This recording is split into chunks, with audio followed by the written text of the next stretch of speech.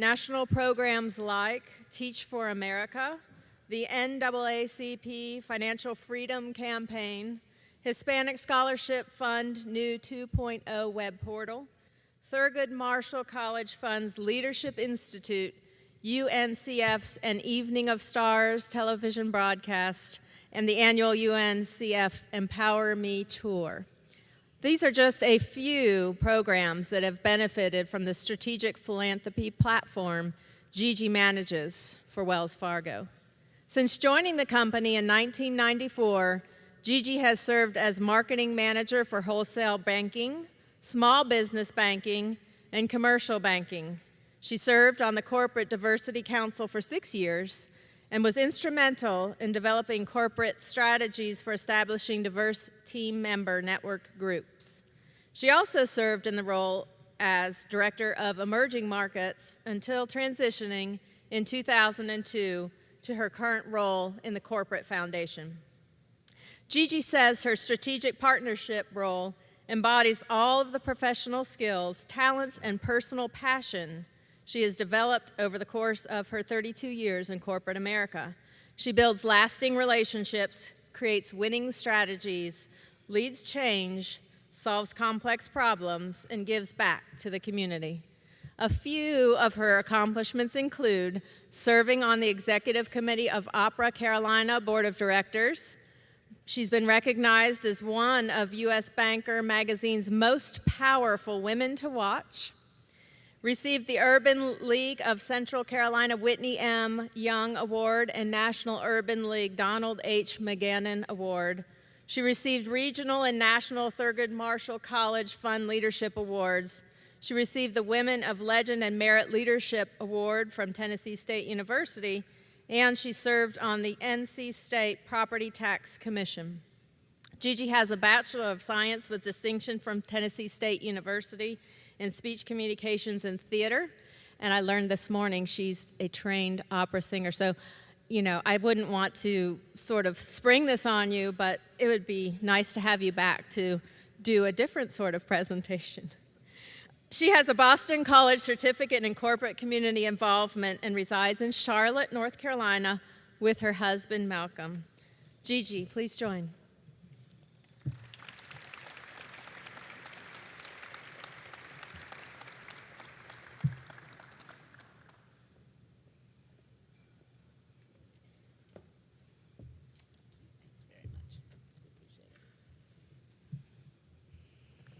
Good afternoon. Yes, it's okay to answer. Good afternoon. Thank you. It's call and response. It's a tremendous honor for me to be here before you today as your executive luncheon speaker for the Harlan E. Boyles CEO Lecture Series. I want to thank Chancellor Everts. I'd like to thank Debbie Covington. I'd like to thank Dean Norris, Will Sears, for inviting me and teaching me that there is a place called heaven nestled in the mountains of North Carolina. It's wonderful, and I have to applaud you on your beautiful home here at Appalachian State University.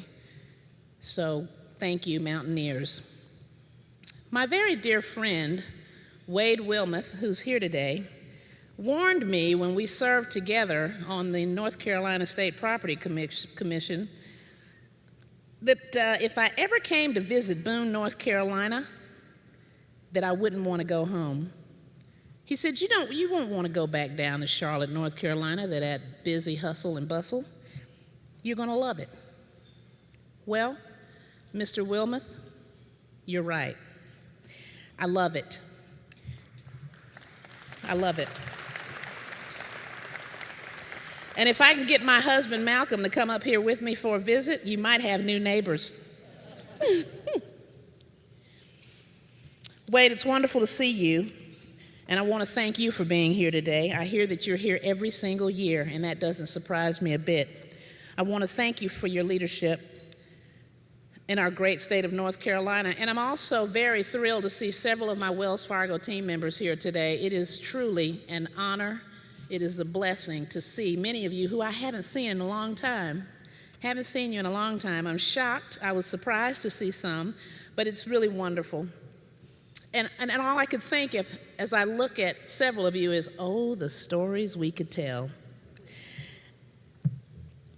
And then I think it's pretty neat that one of our Wells Fargo team members is here to help with this lecture series because it's in honor of his father. And so thank you, Edward Boyles, for your commitment and your leadership.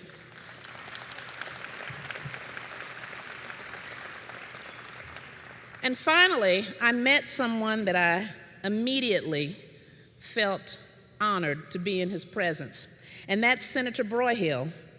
I want to thank you, Senator Broyhill, for your longstanding commitment to this powerful platform for ASU students to connect with and learn from our nation's corporate executives like John Osborne. Was he not fantastic today? And other CEOs that these students have been exposed to. And so now I want to talk about why I'm here today. I'm here to talk to the student leaders in the room. I want to talk to you about your future and about a new normal that you keep hearing about that's waiting for you as you prepare for your journey after college graduation. Not long ago, I was in your shoes. I was a student at Tennessee State University in Nashville, Tennessee, studying speech communication and theater with an emphasis in broadcasting and PR. I love to sing, love to act up. And the world that I was preparing myself for was completely different than the world we see today. When I was in your shoes, money was green, sometimes it was plastic. A cloud was a cotton ball nestled in the sky with a few other clouds or cotton balls. And today, it's viral, it's bits, it's bytes, swipes, and a cloud is one of the most important places where we store data and information. Today, thousands of people who have all taken on cell phones. I can remember being in the dormitory and having to walk down the hall and use a payphone with a quarter. Do you all students even know what a payphone is at this point? Yeah. So today, thousands of people who all have cell phones that work perfectly fine will stand in line for hours or days at the Apple store to get a brand new iPhone, even with more features than they have that they don't use. Or they'll crash the internet trying to pre-order an Apple Watch. Picture that. The new normal is fast. It's evolving. It evolves often. It's about the best new technology, the latest ideas, and constantly making things better. In a word, the new normal is about change. And change is tremendously difficult for lots of people. But here's the good news for you, Mountaineers. This new normal I'm talking about, you own it. You own it. You are the most adaptive generation any of us has ever known. You have the ability to adapt and figure out technology in a way that is mind-boggling to lots of people that I know, especially sometimes to me. In that way, you are undeniably more proficient than many people in the working world today. If you take that ability to adapt and allow it to seep into all areas of your personal life and your professional life, if you commit to growing and evolving as a person, as a human being, and growing and evolving in your career, you will be a force to be reckoned with. I learned to adapt at a very early age. My father served 20 years in the U.S. Air Force as an airman in Special Forces. We never knew where he was or if he would return home from secret missions. My sister and brother were born in Japan. I was born in Dover, Delaware.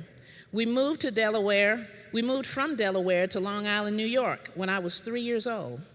And after my father retired from the Air Force in 1970, my mother packed the car and kissed my dad goodbye. After he retired, we moved from Long Island, New York, where our neighbors, classmates, and friends were either Jewish or military, to Greenville, South Carolina, to a predominantly African American community during desegregation of public schools. My siblings and I were the first African Americans to attend the schools that we transferred to in Greenville. Needless to say, this change was difficult, and we had to figure out how to adapt. We had to adapt to a lot of things all at once. I had to adapt to being separated from my father, moving to a new state, learning a new culture, and living in subsidized housing among people who looked like me but didn't like me at all. I was different. They were different. OMG. And as difficult as this change was for me at an early age, I learned how to listen, observe, appreciate the differences, appreciate diverse cultures and perspectives. And it was the beginning of my own personal journey, my diversity journey, my life journey. The good news is that I ultimately learned that Southern dialect is a powerful thing. I discovered my acting skills, which became my great escape through middle school and high school. I performed in little theater, I sang, I studied opera. All of those things gave me a safe place, a place of comfort, a place where I could connect with anyone who loved the arts like I did. And I'm grateful for that. So combining your ability to evolve and adapt with a solid foundation will without a doubt prepare you for a career in corporate America. It will prepare you for entrepreneurship. It will prepare you for challenges. And yes, it will prepare you for life. Since we have the adaptability factor down, I want to focus on building your foundation, what it means, and how to do it. First, you have to know who you are. And I mean beyond the labels, beyond president of this, beyond soror so-and-so, beyond Georgette Dixon, Director of Strategic Partnerships. I'm talking about knowing who you are, asking yourself, what do I believe in? What do I stand for? What are the things that come naturally to me that I'm passionate about, that I know deep in my heart I have talents and gifts to share? I first started to ask myself those questions when I was in college, just like you, Mountaineers. And I discovered that relationship building and curiosity were core to the being called Gigi. I love to build relationships, love to listen to people's stories, love to connect the dots, and I was very, very curious. I guess some people could say I was nosy. I had a natural ability to relate, to develop bonds, to develop common ground. When I first began to think about my career path, I knew that whatever I did, I would need to use my natural ability in every aspect of my life, both personally and in my profession. And it was then that I was surrounded by other people who looked like me. Tennessee State University is a historically black university. And it was a powerful place for a little girl who had been through the transitions that I had experienced early in life and felt disenfranchised from my own community in Greenville, South Carolina. Being in that environment with those other students, with students, faculty, staff, administration who cared about my future and really wanted to invest in me, made all the difference in my own experience. It helped me take my relationship building and connectedness to the next level. The environment helped me understand that as an African American, it was okay to be strong. It was okay to be a leader. It was okay to lead and affect change. And I learned that I have a responsibility to respect the legacy for people who walked the campus before me, who paved the way. And I understood that in some way, maybe I could use my natural gifts to empower my community, to connect with people and build bridges across difference. My journey continued. So let me pause and say that if you're still trying to figure out who you are and what you believe in, this is the perfect place to do that. Mountaineers, you're in the perfect place at the perfect time with the right people. Before I speak in an event like this, before I visit a new place, I like to do a little research. I found in my research that Chancellor Everts articulated the message, "Stand together in unity," that embodies the spirit of diversity, inclusion, and empowerment through a robust, world-class academic, social, and cultural experience in a nurturing environment. With leadership like that, and a university that has love and nurture written all over it, you have no choice but to succeed. There are opportunities for you to spread your wings and learn to be a leader right here. I learned that engaging faculty, administration, and staff, advisors, trustees, I've met trustees in the room who come to visit the campus, engaging them can help you have courageous conversations, get to know yourself, get to know what future lies ahead of you, and it will also inspire you to pave a way for change. I believe you're here with leaders at ASU who really want you to succeed in the deepest way. They're invested in your future and your success. And so I encourage you to take advantage of that now. This morning I had a wonderful conversation with the women of Walker. We had a very candid conversation. I love those. Sometimes they can be a little embarrassing, but they're absolutely necessary for you to ask the questions. Explore those things that you really think might be appropriate, but they're questions in your mind. They're the things that are going to help you understand the path you need to take. They're the things that are going to give you the courage to walk forward and lead. Remember, the new normal, you own it. You need to be prepared to lead and take advantage of it. So getting engaged and getting involved and using your collegiate experience to help you figure out what you believe in and what you stand for, who you are, all of these resources to help you evolve as a person and do better, to be better, to become the best, strongest version of yourself are right here. Don't let the opportunity pass you by, because believe me, the world that you're preparing to walk into won't always be so welcoming. Another important part of your foundation is accepting that the journey may include some challenges. When you have a strong sense of self, leaders, your student leaders, so clearly you have courage, you do have leadership ability, and you have a pretty strong sense of self to step out there and take the leadership position. When you have that, and you won't accept status quo, there's some things you won't participate in, and there are people who will test it. When I was in college, we called them haters and perpetrators. That's real talk, as my children would say to me, "Mom, that's real talk."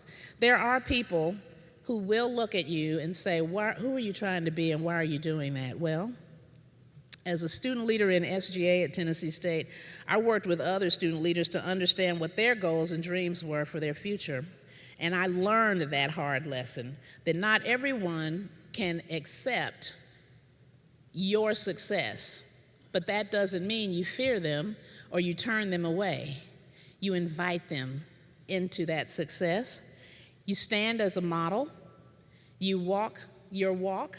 You talk your talk, but you have compassion and you actively engage. So I'm challenging you leaders to make sure that you're not moving away, but that you are fully aware of all of the personalities that are around you, and that you're taking full advantage of the opportunity to learn to navigate that.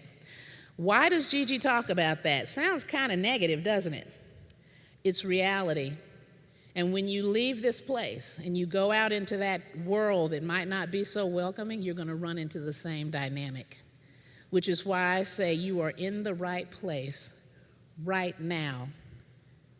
You have an open season on learning every skill, talent, interpersonal communication, platform. It's all here. Learn those things now, because when you walk into a corporate environment, when you start that business, when you go out to lead in your community, you're going to have to navigate individuals with different ideas and different opinions of who you are. One of the toughest lessons that I learned in college was a very dear friend who walked into my dormitory room right before we graduated, and she said, "Gigi, I hate that you're so lucky." And I've hated that for a while. She was my dear friend, I thought. She said, "You know, you're already recruited by Procter & Gamble before you even leave, and here we are looking for jobs. I just hate it." That hurt my feelings, because I didn't know she felt that way, and she said she felt that way for a while. It hurt me. But I have to tell you, it was a great lesson once again, because I hugged her and I said, "You know what? You're going to be okay. We're both going to be okay." And I'm glad you were honest with me about that. I worked really hard. I knew what I wanted. I knew what I was after. I got recruited. I didn't run after P&G. They came after me. That's what companies did back then. They needed diversity. They needed talent, and they came after us. They came after us with everything. If it were left up to me, I would have gone to New York and been on Broadway. Of course, my father nor my mother wanted that for me, but that's what I wanted. But she really, really helped me grow. She helped me grow to understand that I needed not to discount how she felt, but to reach out and embrace her and encourage her to continue on her journey, to embrace who she is, but not try to be like me, and not hate me for who I am. So the moral of that story is, there will be times when you might feel that your friends and people who've been around you just aren't where you think they ought to be. And it might not be about you, it might be about them, and that's all about being a servant leader, serving, connecting, and helping them grow. Consider surrounding yourself with people who are where you want to be. You'll have friends who need you.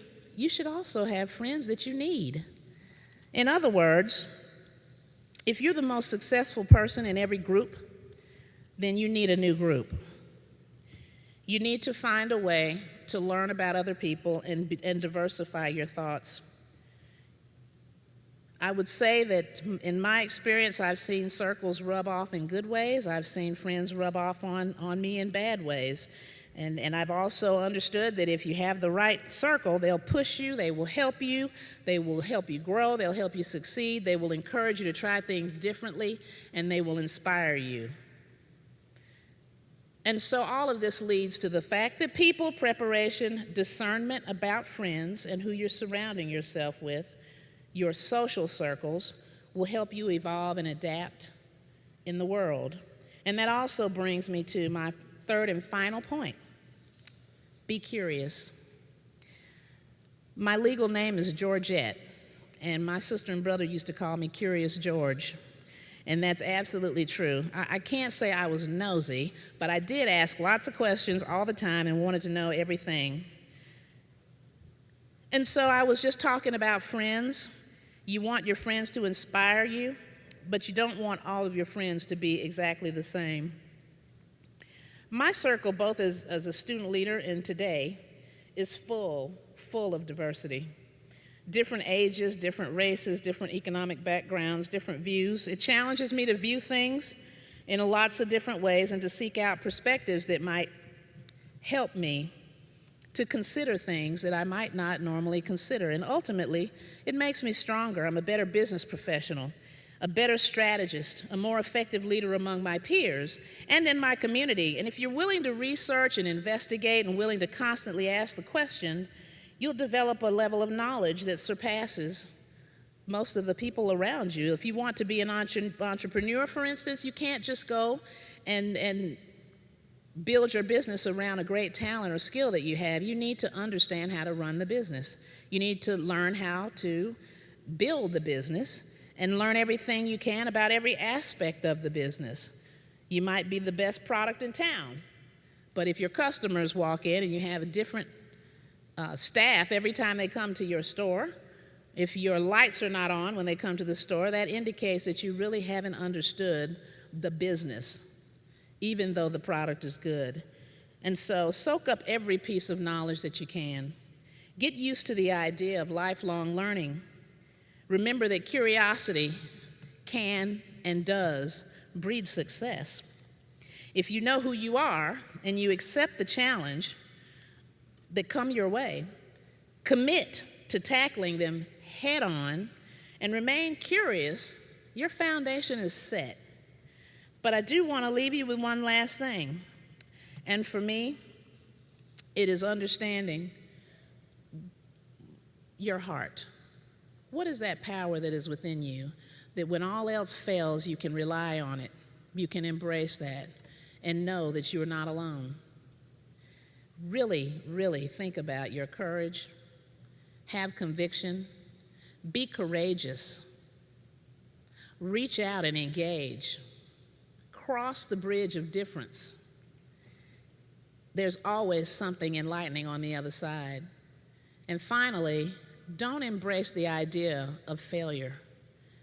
Don't embrace the idea of failure. If you can help it, just remember, and this has carried me throughout my career, that life is a journey. We're taking steps every day toward the end goal. And on a journey, you're going to have twists and turns. You're going to have a few potholes in the road. If you engage, embrace the fact that there will be change. Learn how to adapt. Be courageous. Have some compassion. Find the inner you, who you are, your integrity. Own that and understand that you have a purpose. You were born with a purpose. You also have the key. You have the key to this new normal. You have the key to the future. And all of the resources and all of the encouragement that you need to take that next step are right here in this environment. Then I will certainly look forward to the day when I visit this campus and I see some of you as deans, or when I go to Raleigh, North Carolina and walk up in that doggone capital of ours and I see you as a public servant, or if I walk out of my office at Wachovia, Wells Fargo. Boy, I went back, didn't I, for a minute. Loved old Wachovia, loved First Union too. But when I walk out of my office at Wachovia or Wells Fargo, did it again, Debbie, what's wrong with me? Anyway, I walk out of my office and I see you coming down the hall. That's one of the best feelings in the world. In managing 6 scholarship funds, I do, on this day, get to see scholars that we have funded walking the halls of Wells Fargo, working in the corporate investment bank. I want to see you. I want to see some of you there. And so I encourage you, and I have to be who I am and say, I do love you. And I want to also be who I am and say, God loves you too. And there's a plan for you that you're preparing for right now. Take the key, unlock the door, walk through it, and remember to reach back and bring someone else along. I want to thank you for having me here today. This has been fantastic. If it were not a business meeting, maybe I would sing an aria. But you are all very welcome to join me for opera at Opera Carolina at any time. Students, I would like for you to follow me on Twitter. I'm Gigi Dixon, at Gigi Dixon. You can join me on Facebook, Georgette Dixon. I love being connected. I want to stay connected to you. And again, thank you so much for inviting me to God's country. It's gorgeous up here. Take full advantage of this. It's once in a lifetime. Thank you.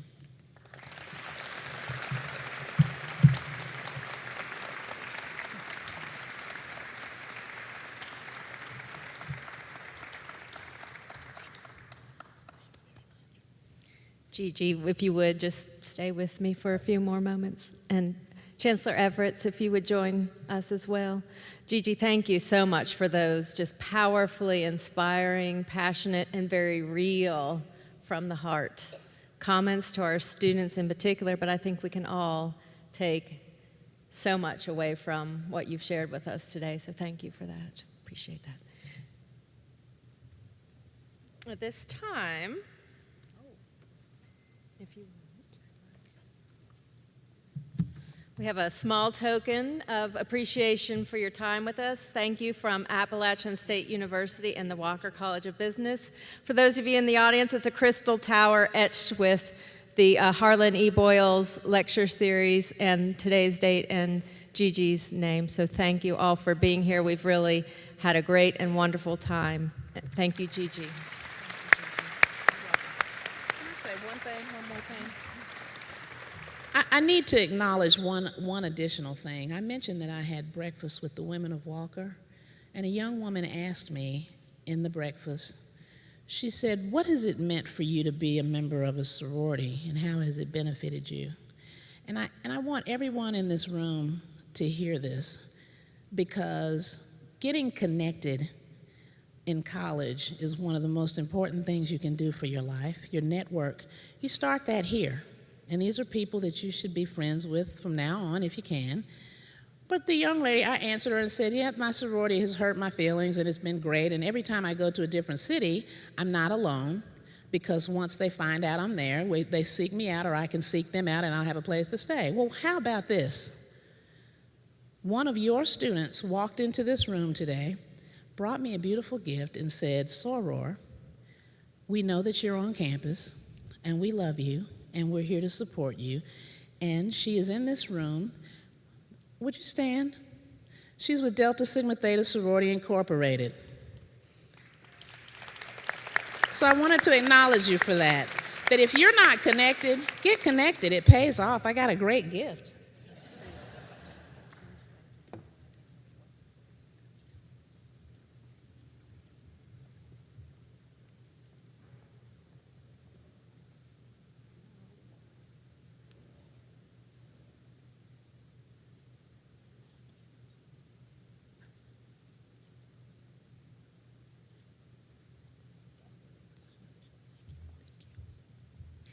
Thank you all once again. That concludes our formal program. Please enjoy some informal time chatting. And for those of you who have to go on to the next thing, thanks again for being with us. We've enjoyed having you here today.